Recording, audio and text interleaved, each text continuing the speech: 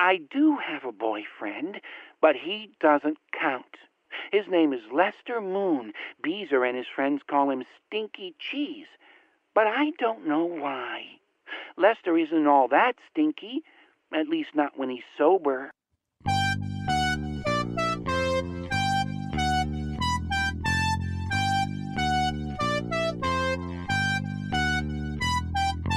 Help me in my search for knowledge. I must learn the sacred arts. Who dares to help me raise the one whose very name steals my heart?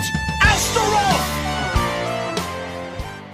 You are listening to Unscripted Moments, a podcast about propaganda. On this episode, we are discussing Come to the Sabbat, the secret track on supporting cast. Last Will and Testament fully fades out at 6:12 into track 12, and the secret track comes in at 11:07 with a very odd voicemail sounding recording, and then into the song. But what a lot of folks might not know is that the song originally appeared on a 2002 compilation double CD in Canada called Somebody Needs a Timeout, 41 Canadian artists doing songs for children. Yeah, that's right. The song was the last song on the compilation. Other bands on the comp included, but are not limited to, M. Coop and the Evils, Moneen, I Spy, Greg McPherson, Blunders Spublic, Christine Fellows. The comp is a benefit compilation for the Dream of a Common Language music program in Winnipeg.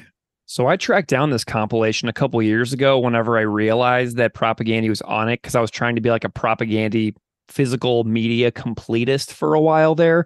And I think I have everything for the most part, except for the demo tapes. I can't track those down. But I did manage to get a copy of this double CD compilation a couple of years ago. And it's very difficult to find. I think there's one copy for sale on Discogs as of this recording, and I think it's around $40 plus shipping. So it's not that easy to find, but there are a few blurbs inside written by the people who put the compilation together. And there's an opening quote on the inside of the booklet that says, "We, as the musical community, have two choices: to allow our youth to be cut off from the cognitive and social benefits that music has to offer, or do something about it. Music is a moral law. It gives a soul to the universe, wings to the mind, flight to the imagination, a charm to sadness, and life to everything." And then it quotes Plato right there. So that's kind of cool. And then it also goes on to say, "Music has the unforeseen potential to awaken parts of our being that have remained asleep and unknown to us, like the eye's first waking glimpse of the sun's rays beaming in through the stillness of the morning. It can fill us with a sense of clarity, wonder, and hope for the clear days or dark nights to come." And then another says, "They are learning a language that can take to the furthest corner of the world and instantly communicate." So really cool quotes that open up the inside of that booklet. And then on the back sleeve that sits on the inside of the jewel case, it talks about the program itself that you mentioned. It says, "The idea for the Dream of a Common Language music program grew from a group of individuals who all shared a passion for music and who wanted to make sure that youth in the inner city had the opportunity to be fully exposed to all the benefits that music has to offer. This CD is an example of the efforts of many who have given their time and shared their music to help ensure that inner city music programs flourish in the city of Winnipeg. This CD is proof of the desire to make sure that musical instruments, instruction, and a place of refuge where young people can discover the music within them are made readily available.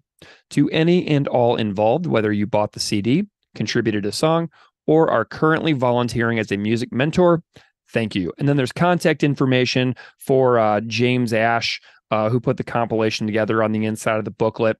But hilariously, as you very well know, Come to the Sabbat, talking about Satan and witches, ceremonial practices, is not exactly a child-friendly thing for a children's compilation. And Steve, on the inside of the booklet, so Propaganda's track is track 20 on disc 2, but it says track 20 and 15 minutes. So It says parental warning. Naturally, this song contains subject matter which may not jive with everybody. To listen to it, you must wait 15 minutes after the last song or fast forward if you are impatient. Don't say we didn't warn you. So like they wound up on this compilation for kids with Come to the Sabbath in 2002. And it says it was written by Widow, who is also known as Black Widow, who we'll talk about in a minute. And then it says recorded and mixed by Propaganda. So that's a little bit of detail about this compilation. And what's really the only reason I even knew about this is because this compilation came out in 2002, right? And this was really 7 years later on supporting cast. And I didn't even know about this compilation at all because I originally invited Beeve to come on the show to talk about this song. And he informed me that it predates his time in the band by a lot. And this song is also credited on Genius as being produced by Bill Stevenson, but the band made this song themselves in Chris's basement. So the Genius citation citing Bill Stevenson as the producer is not accurate. So those are some of the things that I was finding out with relation to this song's timeline, its appearance on the comp, its appearance on supporting cast, and where it fits in the status of the band as far as Beeve being involved in Propaganda. Not so smart now, a Genius website. Genius ain't so genius. So I was pretty pleased with that. Did you do any digging into the history of Black Widow at all? Because I found some pretty fascinating stuff here. I did do some a bit of digging, but the stuff that you sent me is far more hilarious than anything I found. So let's roll with that because it's way better. Well, and then tell me as well after I go through some of this details, what you found as well, because I'm definitely curious, like how our experiences of looking into the history of this song and differ and are similar, etc. So if you just look on Discogs, you can find some very, very straightforward bio information.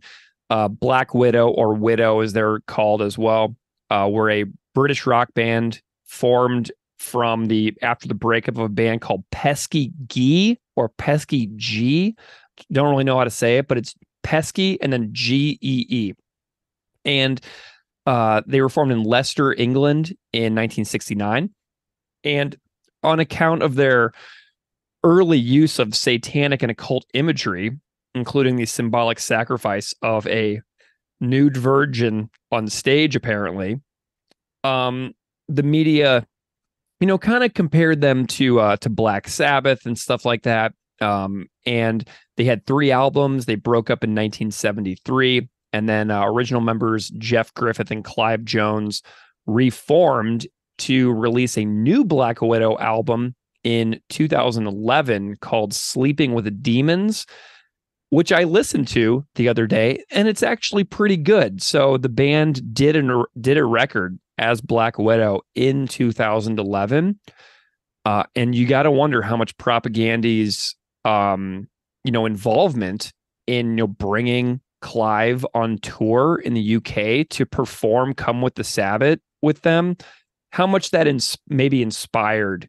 Clive's comeback to reform the band. But the band is categorized as occult psychedelic rock on genius.com, and they kind of got like a little bit of an late 60s early 70s metal Black Sabbath-y vibe. They also have it's kind of like Black Sabbath mixed with the Doors, kind of, you know what I'm saying?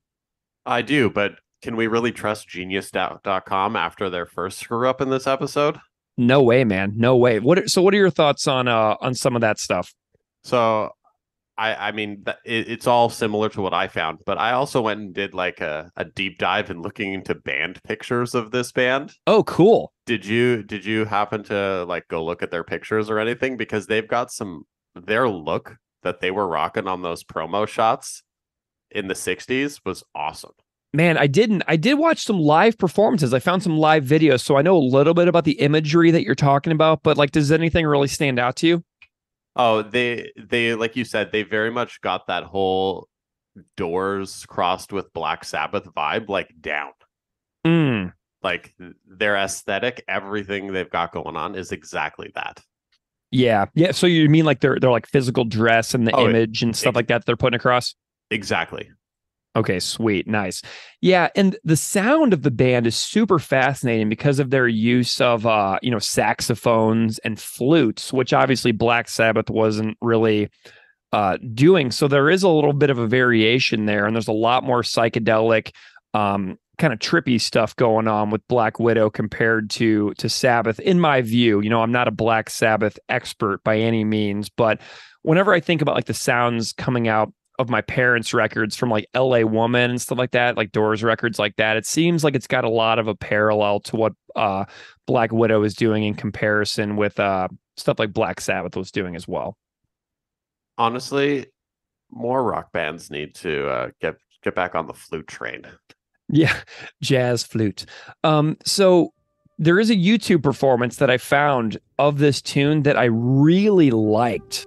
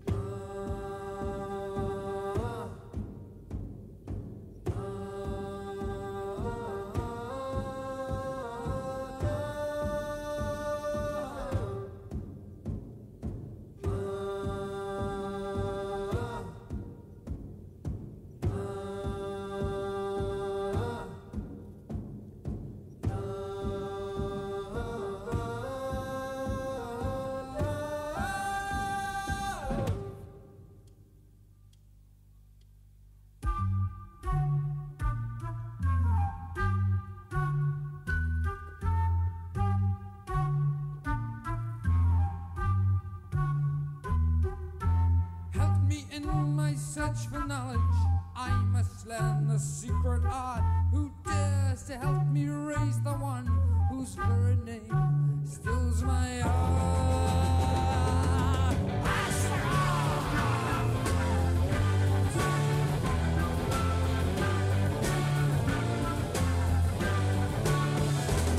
Discard your clothes and come on foot, whose shoes and fears and wounded balls. Your body's soaked in secret oil. Join me in my search for power. Lives and customs bring your kin. We'll be as one within the hour. Let the Sabbath now begin.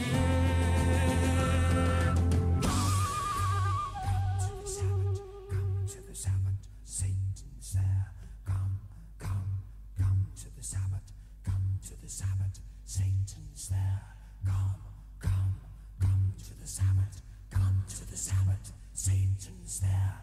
Come to the Sabbath, to the Sabbath, Satan's there. Come to the Sabbath, to the Sabbath, Satan's there.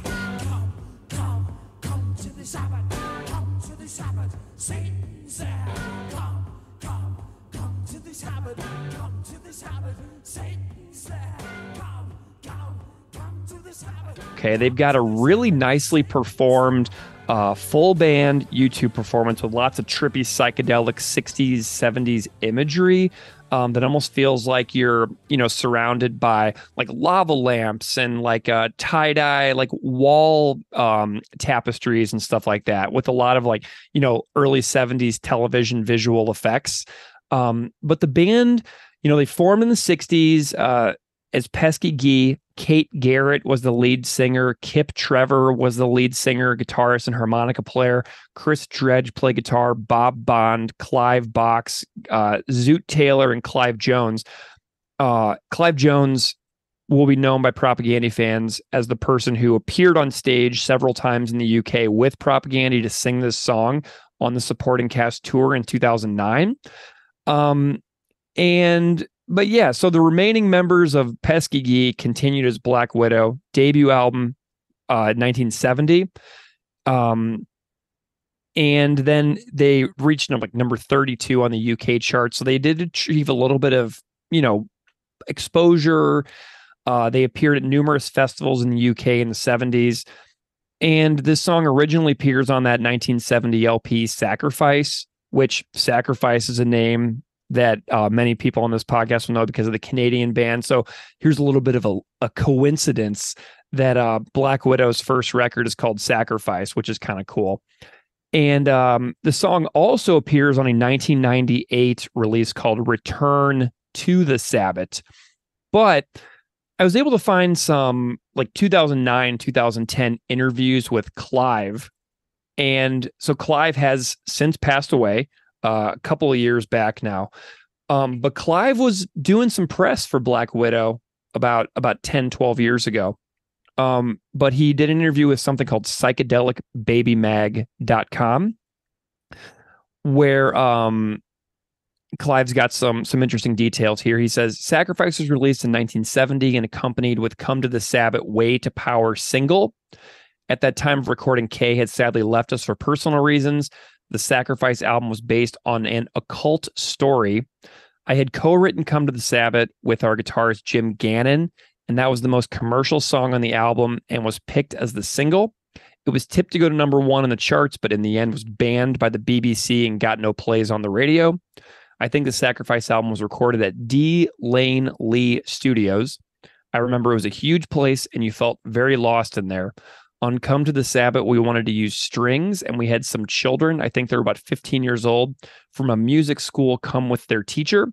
We taught them to the part. They played it perfectly first time, and that was, I often wondered if they knew what they had played on. Yes, the album is one of, if not the first, true Black Magic albums. We used the correct words and did quite a bit of research. Jim wrote most of the songs and did a great job. We all used the correct words and obtained a lot of knowledge from Alex Sanders, the then king of witches. So that's a little bit of Clive's backstory about this particular song. And then Clive mentions Propaganda later in the interview. So Clive was asked about the 2011 Black Widow record, Sleeping with Demons. And at the end of the interview, he said, quote, well, it's possible some of us would tour and we have been offered a few things. I want to play festivals, but like I say, let's see what happens with the album. Last year, I was a guest with the band Propaganda from Canada. They had recorded Come to the Sabbat, and it was amazing. All the young kids knew the song.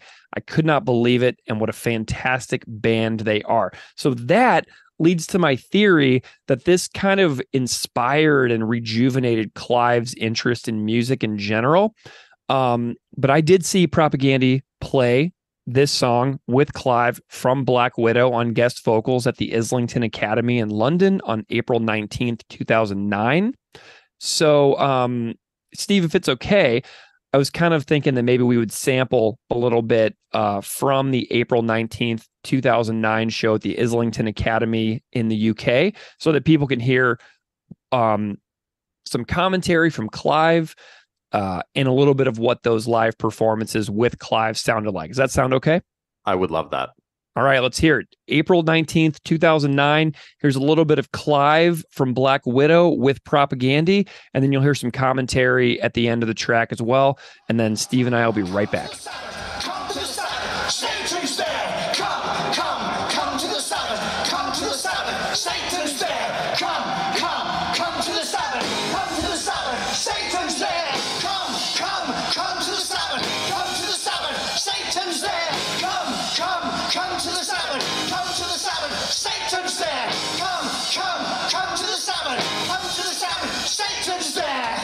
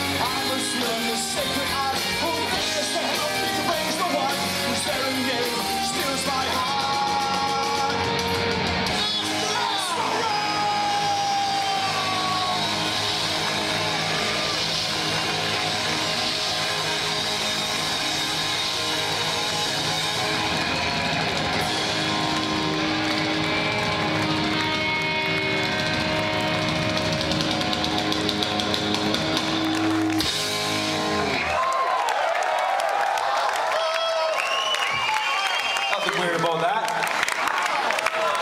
Can I just say, I've done 3 gigs with Propaganda now. I've never really heard of them before, but I just want to say, you love me, I love you. You might catch something, but I love you. I just want to say thanks to the guys for letting me do these 3 gigs. I think they're fantastic. They're going to be huge. Bye-bye. And what, Clyde? I'm only 60 years old.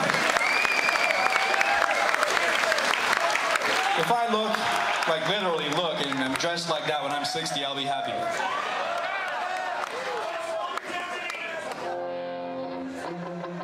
already look like that. All right.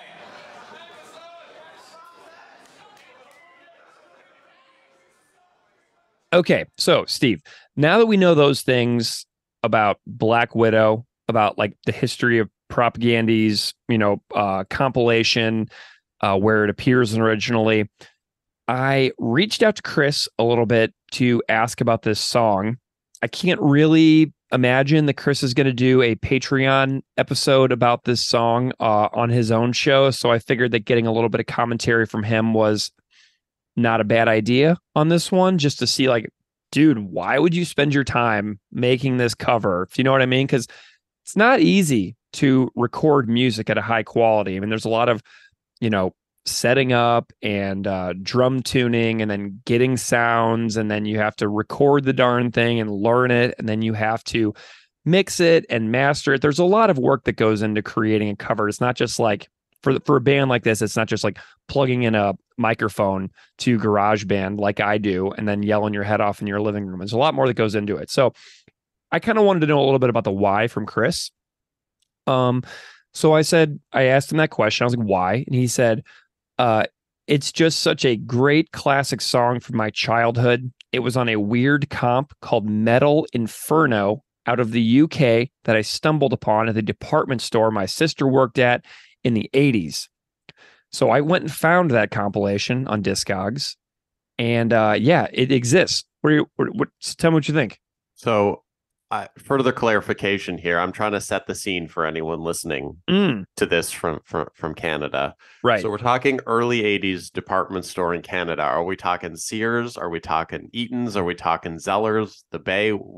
Where did Chris's sister work in the early 80s? He didn't say. He didn't clarify. So he held back on the specifics. He held back. We're going to need that Patreon episode, because this is a key detail that's been left out to really set the scene.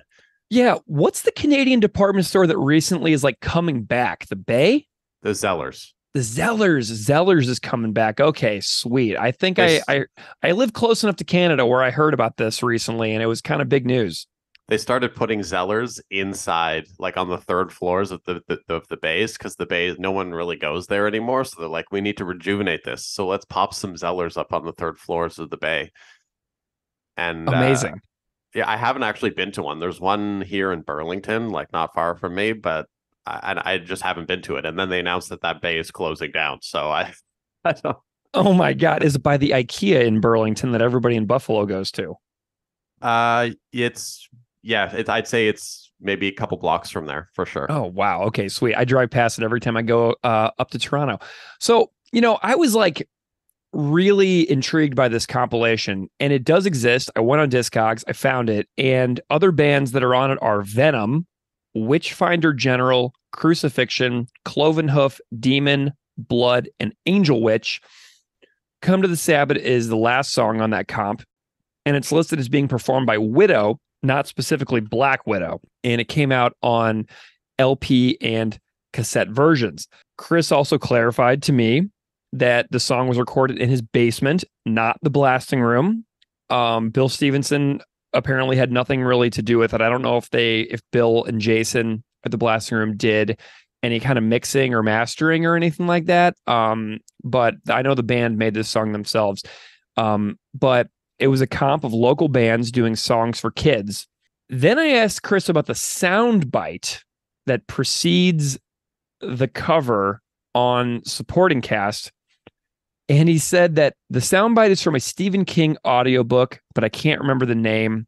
It was not one of the famous books, that's for sure. So I did some digging and I found that passage from a Stephen King and Peter Straub book called Black House. And the book is 26 hours long. And apparently it is book 2 of some kind of series. So Chris must have gotten like really into that series or something. But I went and found a version of the story that you can find online. Here's the passage from Black House that you can hear on the audiobook by that apparently they sampled. So this is the quote. I do have a boyfriend, but he doesn't count. His name is Lester Moon. Beezer and his friends call him Stinky Cheese, but I don't know why. Lester isn't all that stinky, at least not when he's sober. So obviously, I have no idea what the context of this quote is in the book, but you can find Black House by Stephen King on Audible, and a little bit of the summary is this. 20 years ago, a boy named Jack Sawyer traveled to a parallel universe called the Territories to save his mother and her twinner from an agonizing death that would have brought cataclysm to the other world. Now Jack is a retired Los Angeles homicide detective living in the nearly non-existent hamlet of Tamarack, Wisconsin. He has no recollection of his adventures in the Territories, and he was compelled to leave the police force when a happenstance event threatened to awaken those long-suppressed and dangerous memories. When a series of gruesome murders occur in western Wisconsin that are reminiscent of those committed several decades earlier, Jack's buddy, the local chief of police, begs Jack to help find the killer. But are these new killings merely the work of a disturbed individual, or has a mysterious and malignant force been unleashed in this quiet town? What causes Jack's inexplicable waking dreams, if that is what they are, of robin's eggs and red feathers? As these cryptic messages becomes impossible to ignore, Jack is drawn back to the Territories and to his own hidden past. So if that sounds interesting to you, that is where the audio snippet at the beginning of Come to the Sabbat comes from. And I don't really have a particular theory about why that's connected to the song in general, because I haven't read the book at this time. So there's that. I'm shocked that you didn't fully just read all the book before this episode. Well, I would have to read book 1 first. You know what I mean? I was willing to start and give it a go if it would not have been book 2. And I was just like, I can't even process this right now. We do not have enough time, etc. So anyway, so that's a little bit about what I found out from Chris. Thoughts or reflections on that before we move on? I mean, it's hilarious that he didn't remember which book it's from. We're talking about 20 plus years ago, though, you know? Oh, absolutely. But if I'm putting a quote from a book or whatever on one of my records, I'm probably going to remember what it's from. Good point. True. And to be fair, I did go and find it, and I told Chris, and he did confirm that was actually the correct title. So he's like, oh yeah, that's the one. So we did have a little nice fun back and forth about that. So yeah, that's where it comes from. I'm sure that many people would have been very curious because it's such an odd quote selection to start off a song about a totally separate topic in general. So it's just a really bizarre series of things. So many weird details about this song that I kind of feel is just appropriate to how weird the episode's going to wind up being, you know? If anyone out there who's listened to this has listened or read those books, just let us know if they're good. Yeah, well, seriously, I do have one past guest of this podcast, Jeff Owens from the band Goya, who was on our Super Bowl Patriot 36 episode as the guest and musical contributor. Jeff, I believe, has read almost every single Stephen King book, and I emailed him yesterday, but he hasn't gotten back to me. Jeff knows a lot, so I'm hoping that Jeff will have some thoughts on this later. But yeah, so if you know any of this Stephen King series, let us know. But do you want to hear something really super crazy? Always. Somebody made a cover for this song. Wild. I could not believe it. So, are our friend of the podcast, Pete Lee, who did a cover of Without Love on episode 88, is from the UK and did a full cover of this song. His cover is very much a cover of like the original Black Widow version. But seeing as he's a huge Propaganda fan and has been on this podcast before, I was like thrilled that he made a cover of this song. And I'm really excited to welcome Pete's musical contributions back onto the podcast. So I was thinking that before we break down the lyrics, we would hear a cover from a friend of the podcast and return musical contributor Pete Lee. So what do you think about that? I always would love to hear our contributors' music. Rock on. Well, you're gonna. So here it comes. Thank you to Pete Lee for doing this cover for us. Let's hear it.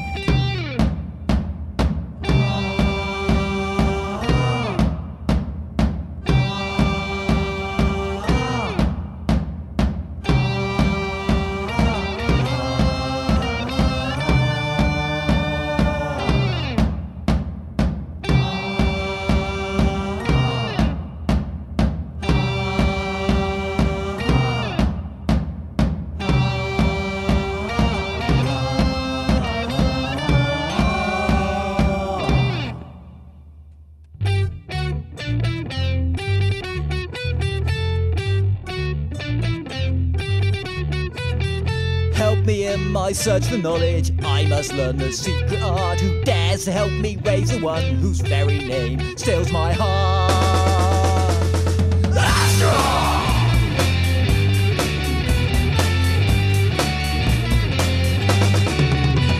Discard clothes and come on foot through streams and fields and moonlit moors. Your body soaked in secret oils, perfume herbs will heal your sores. Join me in my search for power. Wives and husbands, bring your kin. We'll be as one within the hour. Let the Sabbath now begin. Come to the Sabbath, come to the Sabbath. Satan's there. Come to the Sabbath, come to the Sabbath. Satan's there. Come to the Sabbath, come to the Sabbath. Satan's there. Come to the Sabbath, come to the Sabbath. Satan's there. Come to the Sabbath, come to the Sabbath. Satan's there. Come to the Sabbath, come to the Sabbath. Satan's there. Come to the Sabbath, come to the Sabbath. Satan's there. Come to the Sabbath, come to the Sabbath. Satan's there.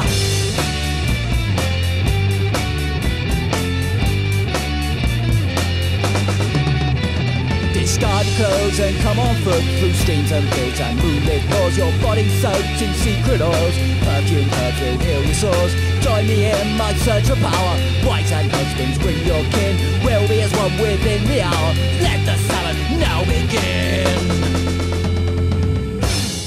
Come to the Sabbath, come to the Sabbath. Satan's there. Come to the Sabbath, come to the Sabbath. Satan's there. Come to the Sabbath, come to the Sabbath. Satan's there. Come to the Sabbath, come to the Sabbath. Satan's there. Come to the Sabbath, come to the Sabbath. Satan's there. Come to the Sabbath, come to the Sabbath. Satan's there. Come to the Sabbath, come to the Sabbath. Satan's there. Come to the Sabbath, come to the Sabbath. Satan's there. Come to the Sabbath, come to the Sabbath. Satan's there. Come to the Sabbath, come to the Sabbath. Satan's there. Come to the Sabbath, come to the Sabbath. Satan's there. Come to the Sabbath, come to the Sabbath. Satan's there.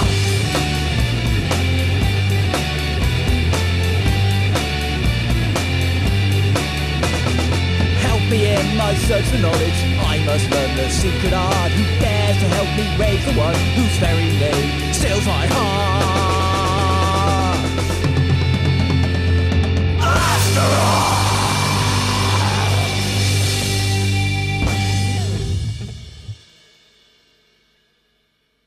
All right. Thank you so much, Pete, for doing another cover for the podcast and having some fun with that tune. It's really awesome that the people have contributed so many amazing covers to this podcast over the last 3+ years. It really just elevates the entire project to another level. Okay, so let's talk about the music for Come to the Sabbat. I'm curious, Steve, you play a little music more than me.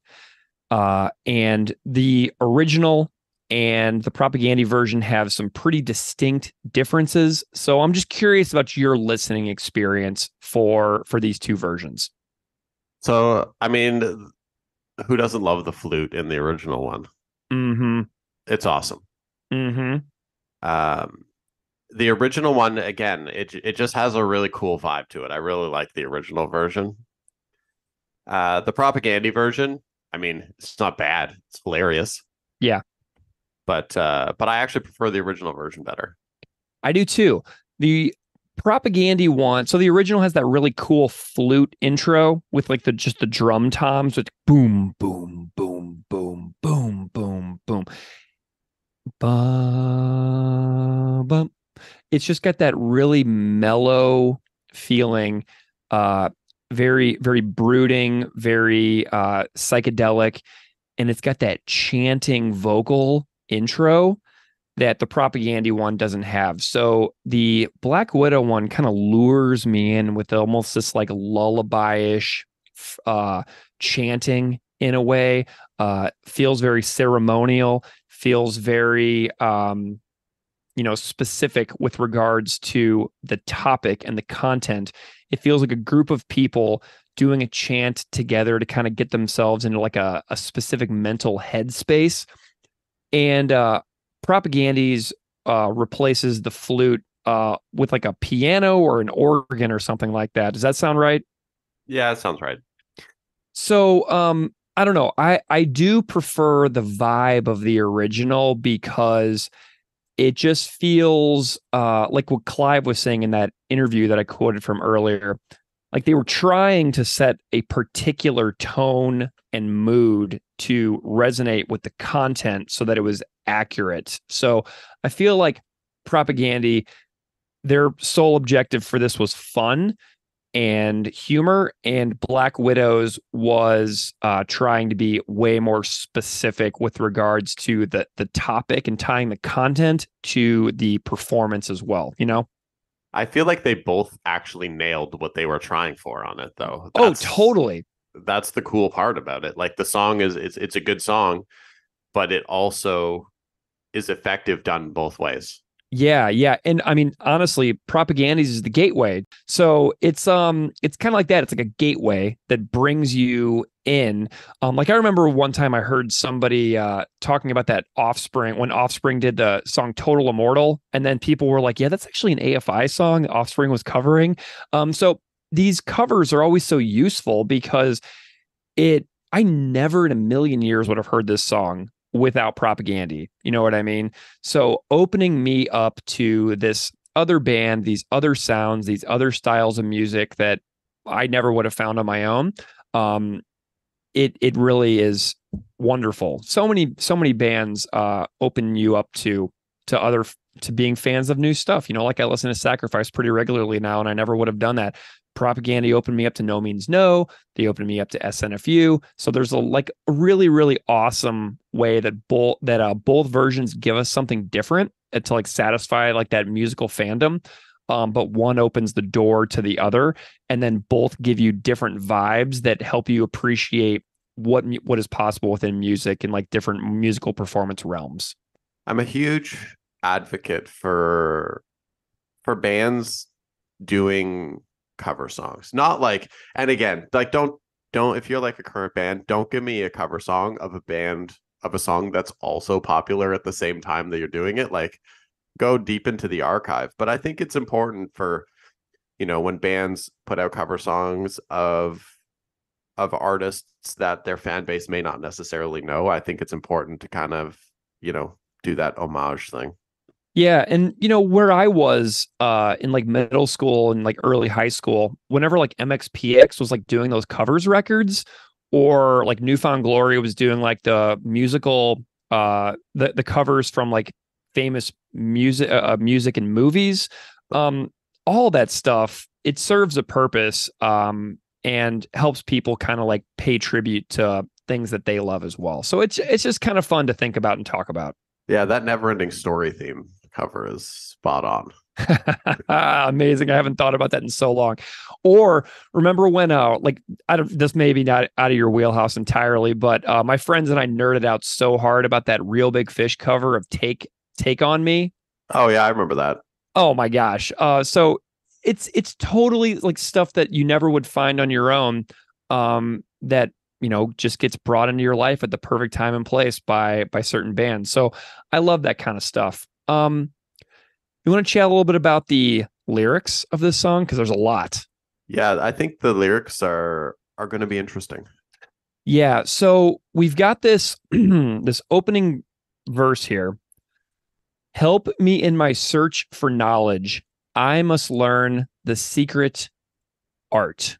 And I think that the propaganda version switches for sacred. There's like secret or sacred art. Who dares to help me raise the one whose very name steals or sears my heart? Astaroth. So there is a really important name here dropped. Who is Astaroth? Astaroth in demonology is known as the Great Duke of Hell in a hierarchy with Beelzebub and Lucifer, part of something called the Evil Trinity. Astaroth is most likely named after a Near Eastern goddess called Astarte, and the name Astaroth is derived from that of 2nd millennium BC Phoenician goddess Astarte, who is an equivalent of the Babylonian Ishtar. And as a former 10th grade English teacher myself, who taught the Epic of Gilgamesh many, many years, many times in a row, Ishtar, who appears in the Epic of Gilgamesh, immediately caught my attention. There's also another related Sumerian deity called Inanna. So Astaroth is mentioned in the Hebrew Bible in plural and singular forms. And there are biblical references to Astaroth in 1 Kings, Judges, 1 Samuel, 2 Kings, Deuteronomy, Joshua, 1 Chronicles. So there's a ton of biblical references. So, for example, here's a quote from Deuteronomy, book 1, verse 4. This was after he had defeated Sihon, king of the Amorites, who reigned in Heshbon, and at Edrei had defeated Og, king of Bashan, who reigned in Astaroth. So there's a reference. Here's from Joshua 9:10. And all that he did to the 2 kings of the Amorites east of the Jordan, Sihon, king of Heshbon, and Og, king of Bashan, who reigned in Astaroth. Here is Joshua 13:31. Half of Gilead and Astaroth and Edrei, the royal cities of Og and Bashan. This was for the descendants of Machir, son of Manasseh, for half of the sons of Machir, according to their clans. So there's apparently it sounds like there's a city as well who's listed here. Hey, Greg here. Just wanted to jump in for a second because as I was listening back to this section, I realized that I didn't really pick quotes that I felt captured the Astaroth details from this song, and I wanted to add a few more quotes. So I'm on a website called BibleGateway.com, which I've used in the past because, as many of you know, I teach religious studies for a high school, and so this is kind of an area that I wanted to dive into a little more deeply. So if you go in and you search the keyword Astaroth, a ton of quotes come up. But whenever Steve and I were recording in the moment, things just kind of, go at their own pace. And I picked some quotes that I didn't really feel were useful enough. So let's go through a few more. Judges 2:13 says, "And they forsook the Lord and served Baal and Astaroth." So there's another one. Okay. Let's also go down here, and here's another one from Judges 10:6 that says, "And the children of Israel did evil again in the sight of the Lord, and served Baalim and Ashtaroth, and the gods of Syria, and the gods of Zidon, and the gods of Moab, and the gods of the children of Ammon, and the gods of the Philistines, and forsook the Lord, and served not him." From Samuel 7, 1 Samuel 7, it says, "Then the children of Israel did put away Baalim and Ashtaroth and served the Lord only." So there's just a couple more. I wanted to just add this little appendix in here because I feel like these quotes capture the tone and the purpose of this song in particular. So hope you enjoy. Thanks. So there's a lot of biblical references with this name as well, which is really fascinating. So I was kind of like nerding out and like digging into some of the biblical references, like a little bit of the history within demonology, some tying to different cultures and traditions that are, pre what we know as the Bible now. And I found that very brief connection to the Epic of Gilgamesh to be pretty fascinating too. So while you were kind of talking about that, I was actually looking because I was curious. There are so many bands named Astaroth. Interesting. So many. And if you can imagine, they almost all have the exact same aesthetic. Oh yeah, like the bundle of sticks. Oh yeah, aesthetic. Every one of them. And like they're all taking their pictures in black and white in a forest. Mm-hmm. Mm-hmm. Yeah, it's awesome. Yeah. Well, so there's apparently a lot here. And so this is something that, like, on my other podcast, I've talked about like religion and stuff for years and years. And so it's pretty wild how in depth and deep this all goes. As far as religion goes, it never ends. I've been like talking about religion on another podcast for like 6 years at this point, and you just never run out of stuff to talk about. You'll get exhausted by the topic and content before you'll ever be like tired of thinking, before you'll ever have like no topic to talk about. So this is like just my very cursory first glances through this, and it's just kind of been an interesting little sojourn through some Bible references and some demon references the last couple of days. I had a good time with it.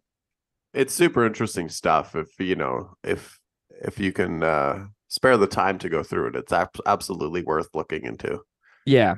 Well, and so we got this next verse: "Discard your clothes and come on foot through streams and fields," which is reversed by Propaganda, by the way. Streams and fields is reversed. "And moonlit moors, your body soaked in secret oils, perfumed herbs will heal your sores. Join me in my search for power. Wives and husbands, bring your kin.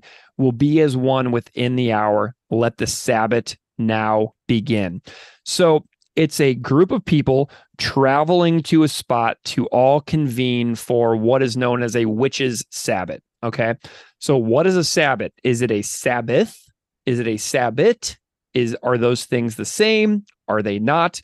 So Merriam-Webster Dictionary defines Sabbat as a witches' Sabbath and any one of 8 neo-pagan religious festivals commemorating phases of the changing seasons, cited in an article on The Conversation by a author named Helen A. Berger.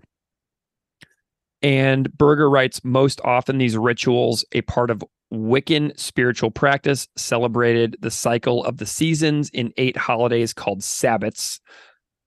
So Sabbat and Sabbath are not the same thing. A Sabbat stands for a myth related to meetings of witches. Sabbath is used to refer to the 7th day of the Jewish week. So if you ever see this song spelled as Sabbath with an H, for example, there is a Merciful Fate song called Come to the Sabbath with an H on the end. It is literally referring to the day of rest from the Bible. So Come to the Sabbat with a T on the end is referring to a witches gathering, where, and apparently in this particular ritual, they are raising Astaroth, and a Sabbath with an H on the end is saying, "Come to my day of rest." So there's a major distinction there between the two. Did you ever watch the television program Charmed? I did not know. So when you sent me this stuff, I was going through it and I showed it to Zoe, and she said, "Oh, this sounds like something they would discuss on Charmed." Is Charmed a show about witches? It is, but I never watched it. So again, if anyone out there, I mean, the guaranteed people that listening, someone Oh yeah, who's listening has watched Charmed. yeah, Please let us know if this was discussed on Charmed. absolutely. So we've got a major distinction there. You know what I mean? It's such a similar term, Sabbat and Sabbath, that just, distinguishing the differences between the two. I actually had a really nice conversation with a friend of mine who is a professor of religious studies at a university, and we were having a blast chatting about this. And then I sent my friend down a rabbit hole as well, finding all kinds of books related to this topic. So it's a deep, deep well. Like Steve and you and I are like in a little rowboat right now, like rowing across a lake, talking about this on the most superficial levels. But if we wanted to like examine these like ceremonies and gatherings and rituals, we would have to like put on scuba gear and like dive into the lake and see what's below the surface of the water. So this is just a cursory surface level glance of you and I talking about something that has like, centuries of history behind it, that we're just now barely touching on. So don't take anything we're saying right now as like any kind of statement of expertise regarding any of this stuff. This is just our surface level explorations out there. So if anybody out there listening has any additional commentary, we are totally awesome and open to all of that. And I love like when people send me stuff and I can like put it in the Instagram stories or something like that and call it like an episode appendix. Here's a little more detail on what we were talking about in the episode. So if you have any thoughts and comments that you really want to share, let me know and I will share it for listeners out there on social media. So yeah. Please do, because Scuba Steve sat out this deep dive. Nice. Well, okay, so we got some lyrics here. Come to the Sabbat, come to the Sabbat, Satan's there. And then there's like screaming in the propaganda version, which is like amazing and hilarious. And I love it. Discard your clothes and come on foot through streams and fields and moonlit moors. Your body soaked in secret oils, perfumed herbs will heal your sores. So, there's also some propaganda, hilarious, kind of like almost like a vibrato vocals where they go later on to let the Sabbath now begin. And they do these like vocal effects. And it is absolutely hilarious where they put some emphasis on the word begin. And then come to the Sabbath. Propagandies is clearly more humorous and fun. Black Widows is a lot more brooding and very chanty in the way that they're chanting it. So like Black Widows is really interesting because when they do come to the Sabbath, they're whispering it. Come to the Sabbath. Come to the Sabbath. Come to the Sabbath. Satan's there. Come to the Sabbath. Come to the Sabbath. Satan's there. Come to the Sabbath. Come to the Sabbath. Satan's there. Come to the Sabbath. Come to the Sabbath. Satan's there. Come to the Sabbath. So it's really different compared to Propagandy's singy version, and Black Widows is very chanty. But then both versions really speed up in the end. They've got this like tempo raise where it like speeds up. There's fantastic like comedic screaming that almost kind of reminded me of Humane Meat in the intro to Humane Meat. So and then there's a really great closing scream in the Propaganda version where they scream Astaroth and then they have like a super wicked guitar solo. So there's a lot in these versions that is like really, really fun to digest. So two things. First thing, I love in the Propaganda version the way Chris says Satan. Yeah. Yeah. The way he says Satan is awesome. And Satan. Number two, so this originally came out in 2002 on that comp. Yeah. But was it recorded in 2002 or did the recording predate 2002? I think it's 2002-ish. The comp, let's see, let me look at this compilation CD booklet here. It does say 2002 Campfire Records. So it had to have been pretty close to that period of time. So, 2001, 2002, probably something like that. So in terms of who actually played on the Propaganda version. Yeah, this is a trio. So Todd, Chris, Jordan, Okay. Yeah. So this is I mean, I could be wrong. Who really knows? Like, did Todd actually play, or does this predate Todd? No, Todd joined in 97. 96. 96, but did they so I guess they were my thinking was, did this funny joke song record in Chris's basement pre Todd's joining? Did they record this at the same session as the Venom session? Chris told me that this was definitely recorded in his basement in the email that he sent me about the song. Okay, so this was basement and the other one was attic. Yeah, because the Venom cover was recorded with Chris and Jord only in an attic, and Jord on an electronic drum set. So this one I think is a little bit elevated as far as like their performance goes, and I do think it's the later generation, post John K. Samson. Okay. Probably post Empires by quite a bit too. Yeah. So I get the impression it's likely a 2002-ish, but without Chris like specifically confirming that, there's really no way to know. So maybe, who knows? Maybe I will inspire him to do an episode on some of his other stuff. But we have talked about the band, about a lot of their covers. Like Jordan and I talked about 2 government issue covers, and then the Global Genocide cover.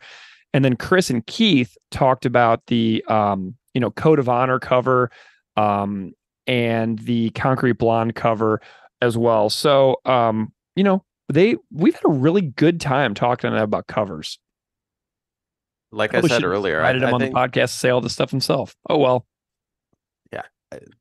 I love hearing bands talk about songs that they cover, because there's almost something different about the way they talk about the songs rather than them talking about their own songs, because they're obviously fans of what they're talking about. Yeah. And it's more of like an impartial thing. So I really enjoy that.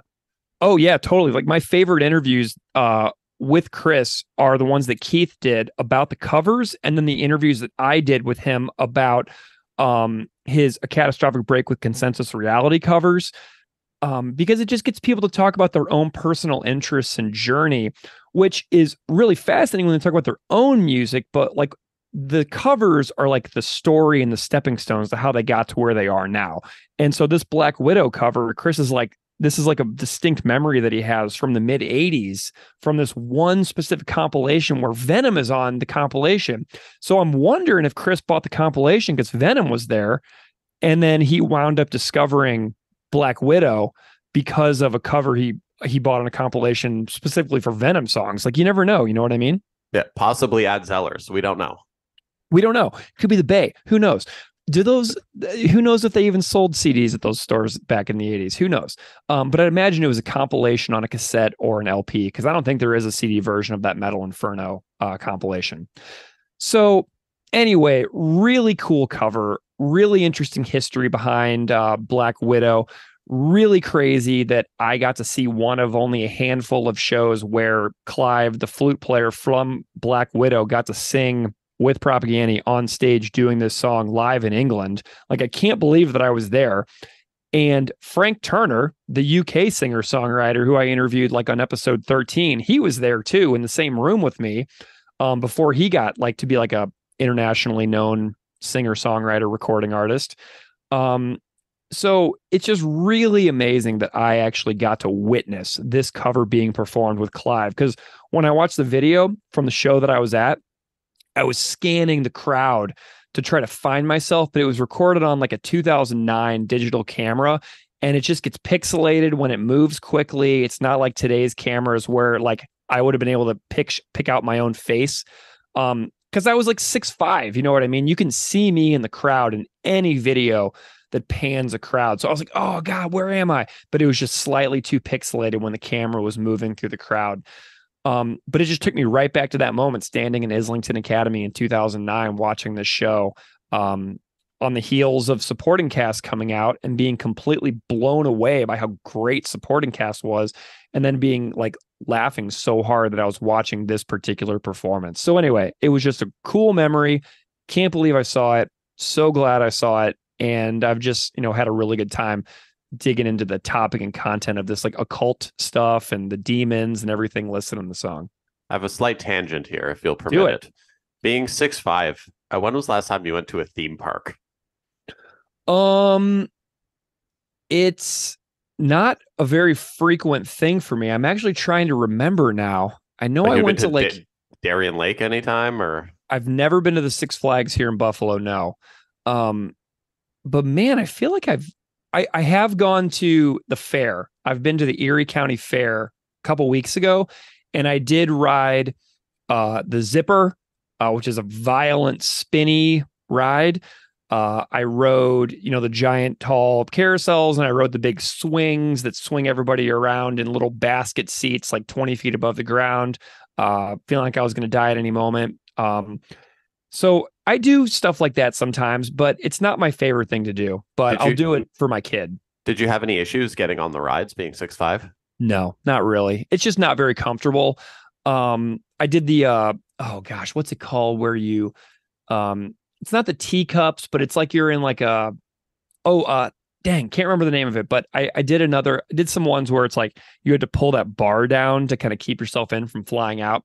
And like my legs were like, my knees were right up against the wall on the insides of those little cars. So it's not super comfortable for me, but I'll cram myself in there once in a while if it means my kiddo and I can have some fun together.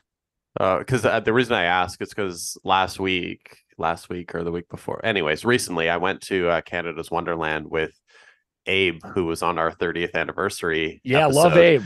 With Abe and his family, and his dad was there, and Abe and his dad are both too tall to go on rides. Oh my God. Did you tell Abe that I said hi and thanks for contributing that wonderful conversation? I did. So we're standing in line to go on like whatever the super, like the water ride where you all sit in a circle and kind of like this bumper thing and you go down like the lazy river kind of rapids thing or whatever. Yeah. In St. Louis, where I grew up, that's called Thunder River. Yeah. So we go on that and Zoe's uncle Todd, they said he's too tall to get on the ride. I'm like, this is a ride where you're just sitting in a chair doing nothing. And they wouldn't let him get on because he's too tall. And then so him and Abe are standing next to the thing and their heads are above the maximum thing by like 4 inches. Oh my God. Because they're like 6'10" and 6'7" or 6'8" or something. Yeah. Wow. Abe is so tall. Yeah, he's ginormous. Wow. Oh my gosh. It's rare to see people taller than me. And whenever I do, it's a very jarring experience. It's pretty wild. So wow, Abe and his dad are so tall. Oh yeah, her whole family are actual giants. Amazing. Oh, okay. Did you watch any like YouTube footage of the band playing this live or Black Widow playing this live or anything? I did not. I did. I had a good time. So I want to talk a little bit about that 1972 video that I found from Black Widow. It's really good.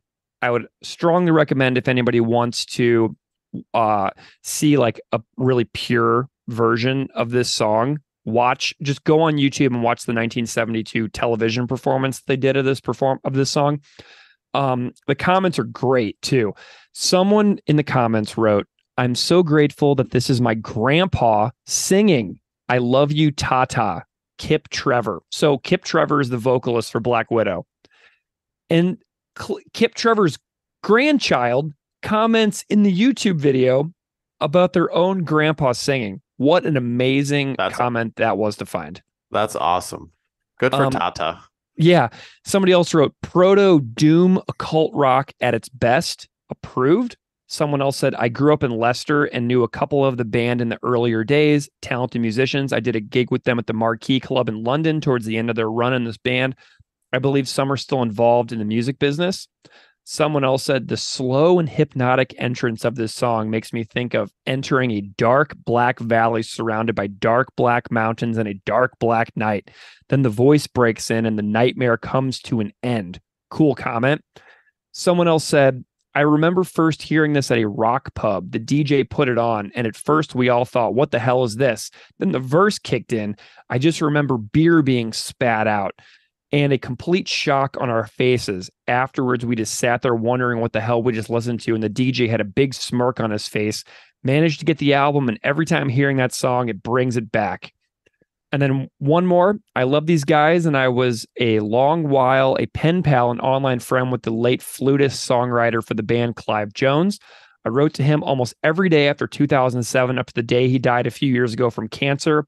He made me promise to keep posting his songs on Facebook, so I keep sharing all the Black Widow albums. I love Black Widow. I love all occult 1970s rock and Black Sabbath and Doom style stuff and Coven too, and all modern Doom metal. I love all the spooky metal and classic rock, and I love Salem, Mass. So really committed commentary and followers and people who like this band might not be like super big and popular, but like it appears like the people who like them like really love them. So it's kind of one of those kinds of neat bands, you know. There's no casual Black Widow fans out there.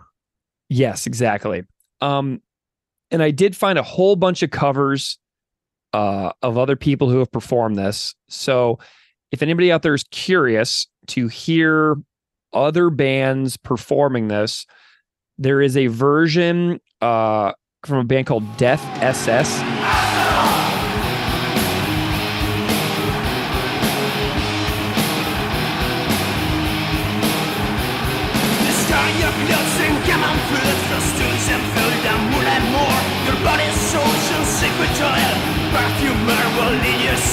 Join me in my search for power. Ways the nostrils bring your kin. Let us be within the hour. Let the Sabbath now begin. Come to the Sabbath. Come to the Sabbath. Satan's there. Come to the Sabbath. Come to the Sabbath. Satan's there.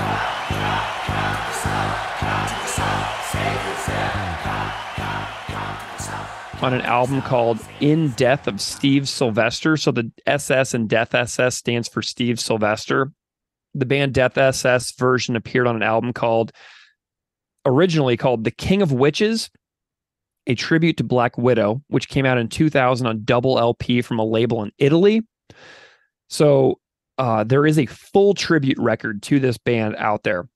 Another is by a band called Bewitched on a split they did with Marduk in 1996.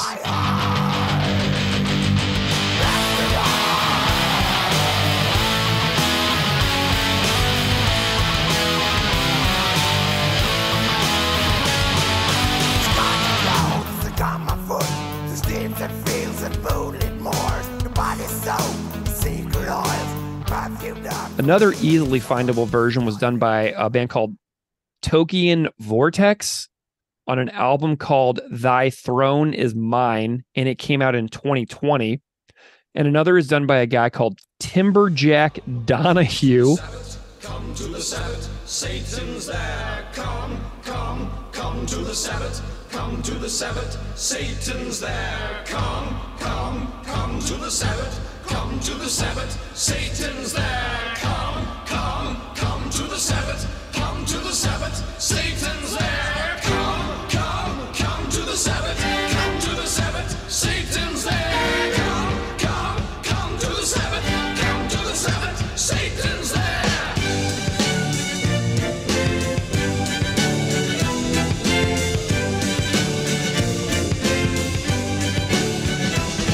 Discard your clothes and come on foot.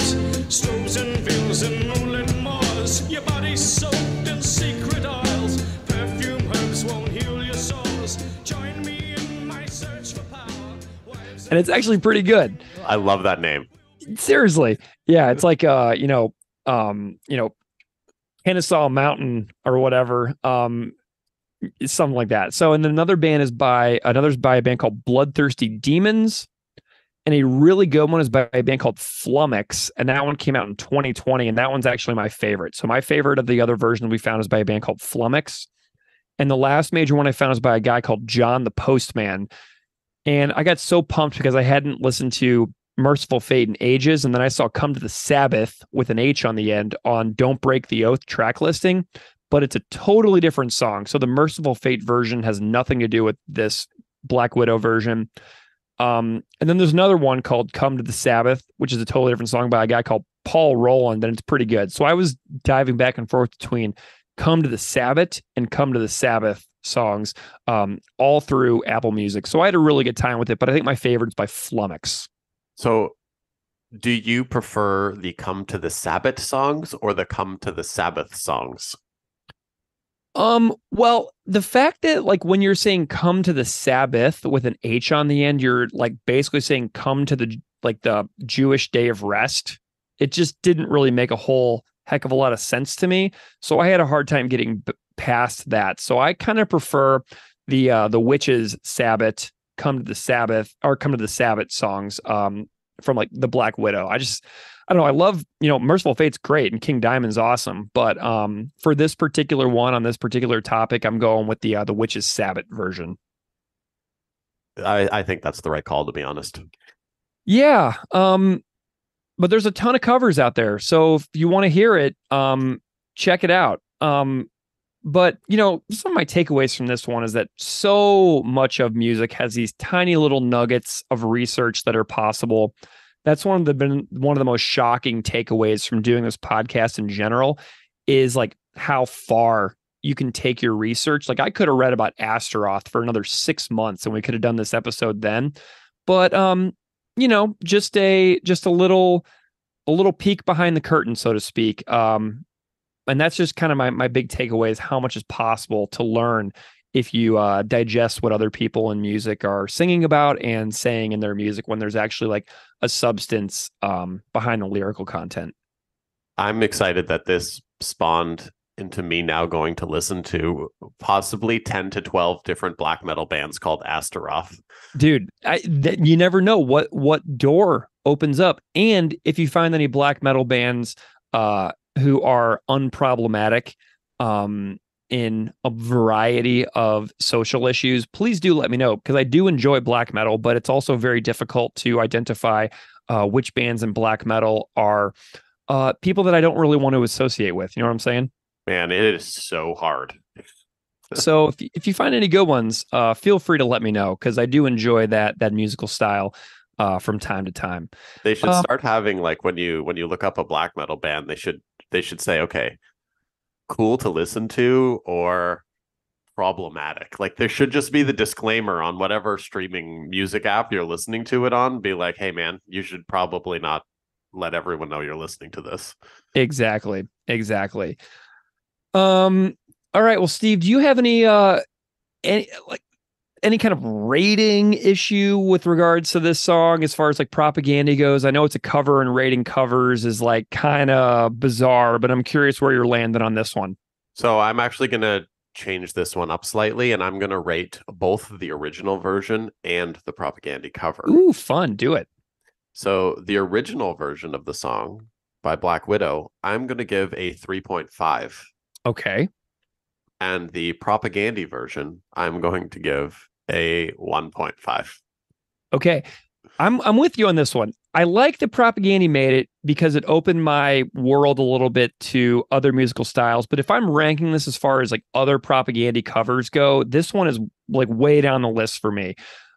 It's not really for me. I never listened to Propaganda's version of this song like for fun, like I would, for example, compared to like their government issue covers on the Victory Lap Deluxe Edition. Like those are like ones I listen to for fun. This one, not. So I'm going to go as far as like Propaganda's covers go. I'm going to give this one a 1. As far as like how I feel about it, I have a lot of respect for the original Black Widow. I can't imagine what it would be like to be a band in England in the 1960s and early 70s singing about Satan and witches' ceremonial practices. That's pretty bold, and likely ahead of the times, et cetera, et cetera. So I don't really have a ranking for the original one because I don't really know a ton about Black Widow's music, but I did have a listen to their 2011 LP and their 1970 LP Sacrifice, and I enjoyed both of them quite a lot. So if you're kind of into this style, go beyond this one song, give it a go, check out Black Widow. But Steve, that's all I got. How you feeling about the episode?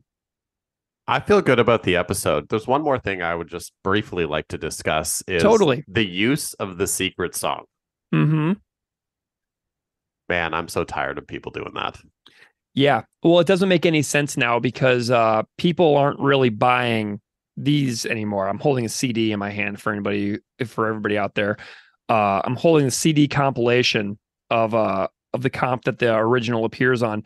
People aren't really buying the CDs a whole heck of a lot anymore. So I think that secret tracks are kind of like gone as far as I can tell. But it's definitely played out. As far as I can tell, no one really cares anymore. But yeah, it's really fun that this song appears as a secret track on two separate releases.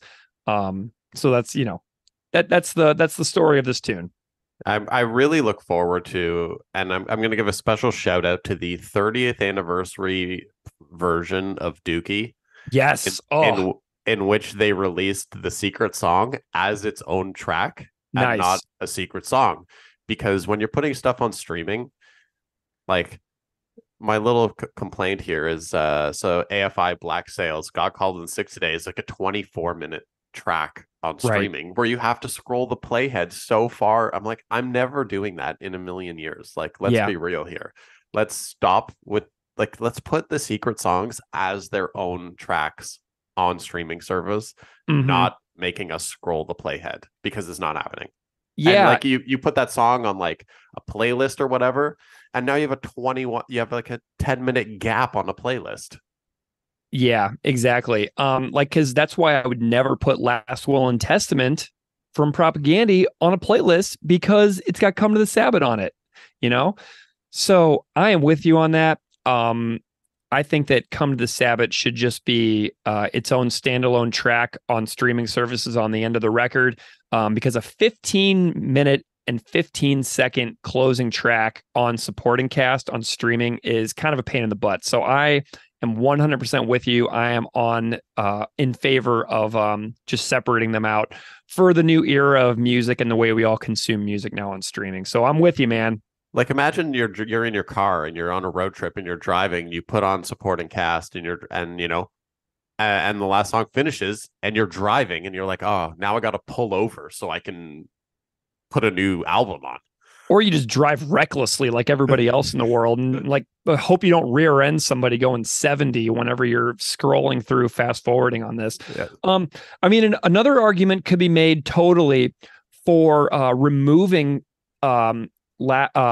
Come to the Sabbat entirely from supporting cast on streaming and just releasing it as a single, like they did with like the free John Hinckley stuff like that, on streaming services. Like it's got its like John Hinckley and I Am a Rifle and Laughing Stock are all standalone singles on Apple Music. You could totally do Come to the Sabbat as a standalone single, and it would be an easy way to separate out the streaming revenue that possibly the band would pay to Black Widow as part of like the revenue streaming for that song, to have that cover up on streaming services. It'd be easier to figure out like actual streams of Last Will and Testament versus Come to the Sabbath. So there's got to be like a business angle here as well. You know what I mean? Did we just solve Propaganda's accounting problems? It's very possible. Because seriously, if you think about it, like because like I think on streaming services, bands that are the original writing artist get like writing credits for stuff like DistroKid. And so if DistroKid is like hosting a streaming service to like Apple Music and it's tracking the data for multiple songs, if you have Last Will and Testament written solely by Propagandy and Come to the Sabbat written solely Black Widow lumped together as one track, how would you ever divide out that revenue, if any actually even exists on streaming? You know what I mean? So how would you divide out who gets what if you're doing streaming revenue for cover artists? Like, how are they going to split up that 3.5 cents that they get from the streaming of that song? Absolutely. So I'm sure this one's a big money maker, and I'm sure this really breaks the bank, but it's just a great idea to separate this out and give it its own single next to I'm a Rifle and Free John Hinckley and Laughing Stock. I think that's just kind of a reasonable idea for how to make Last Will and Testament be the closing statement of this record, and end on that, because that is the last, like the name of the song, Last Will and Testament, that in and of itself, that should be the close of the record. And I think that Come to the Sabbat should be possibly removed from the streaming versions for the future and just stuck on streaming as its own single. Man, this was our like old man rant of the day. Yeah, man. We're all of a sudden we're like business people up in here.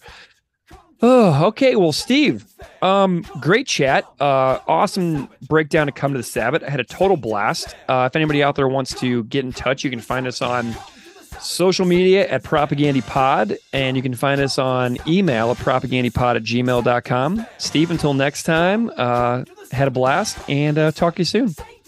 Later. Come to the Sabbath. Come to the Sabbath. Satan's there.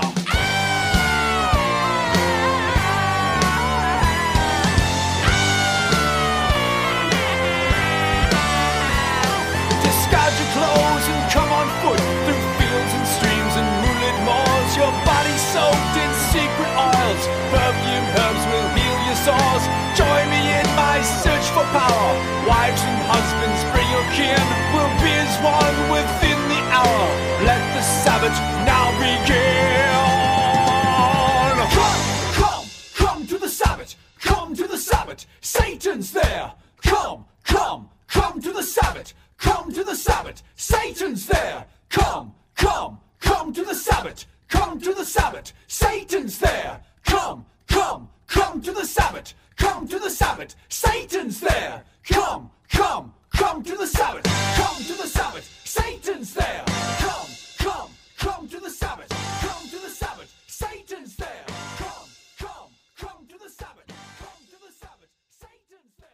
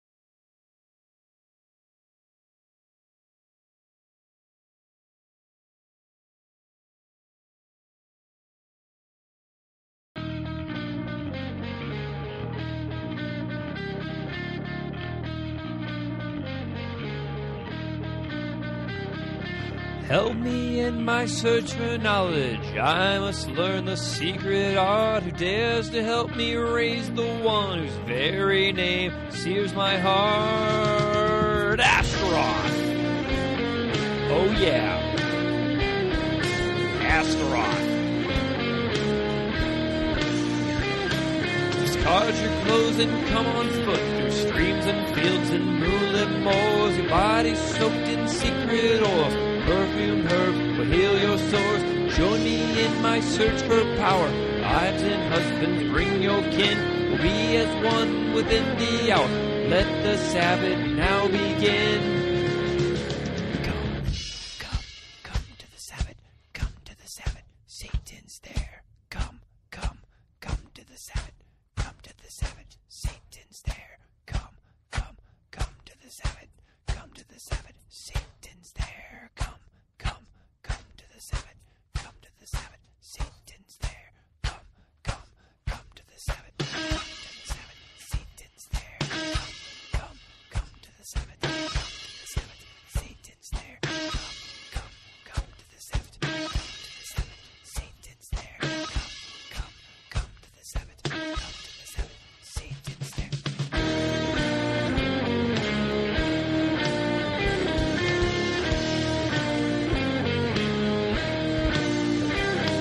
Discard your clothes and come on foot through streams and fields and moonlit moors. Your body soaked in secret oils, perfumed herbs will heal your sores. Join me in my search for power. Wives and husbands, bring your kin. We'll be as one within the hour. Let the Sabbath now begin. Come to the Sabbath, come to the Sabbath, Satan's there. Come to the Sabbath, come to the Sabbath, Satan's there. Come to the Sabbath, come to the Sabbath, Satan's there. Come to the Sabbath, come to the Sabbath, Satan's there. Come to the Sabbath, Satan's there. Come to the Sabbath, Satan's there. Come to the Sabbath, Satan's there. Come to the Sabbath, Satan's there.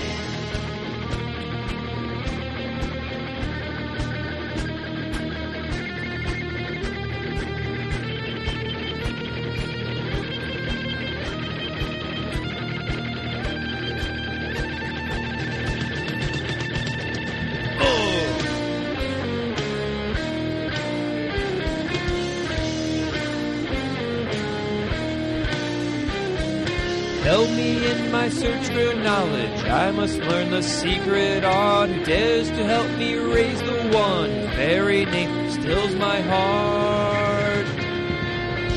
Master